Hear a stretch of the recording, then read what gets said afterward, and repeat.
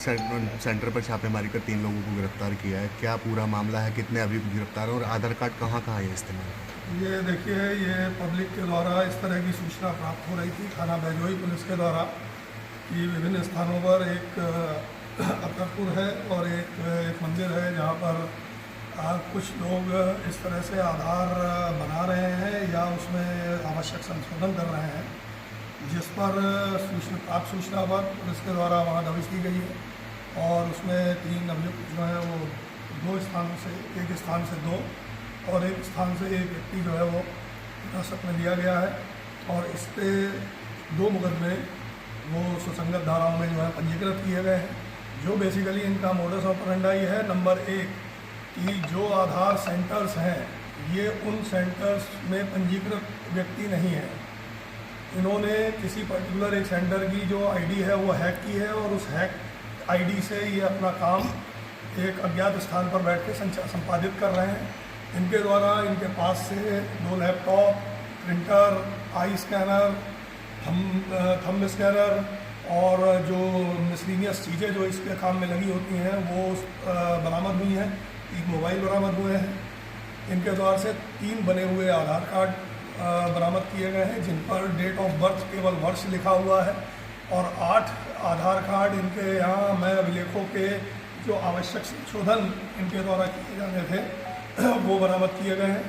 और इसमें अभी जो इनकी मोडस ऑपरेंडाई है उसके संबंध में और गहनता से इसमें पूछताछ की जाएगी। इनके कुछ और साथी हैं जो अभी पकड़ में नहीं आए हैं, जिनकी गिरफ्तारी का प्रयास चल रहा है। ये गाँव गिरामों में जाके भी सर ये आधार कार्ड वगैरह बनाते थे? ये देखिए, जैसा कि मैंने आपको बताया कि इनके पास जो आवश्यक इलेक्ट्रॉनिक उपकरण है वो लैपटॉप, प्रिंटर, फिंगरप्रिंट स्कैनर इत्यादि ये इन्होंने अरेंज कर रखे थे और एक कहीं किसी का जो मेन आईडी है उस आईडी को हैक किया हुआ था और ये कहीं भी किसी भी स्थान पर अपने अज्ञात स्थान पर बैठकर नेट के माध्यम से उस आईडी का प्रयोग करके इस तरह की कार्रवाई अमल में ला रहे हैं। सर, कितनी अवैध सामग्री इनके पास से बरामद हुई?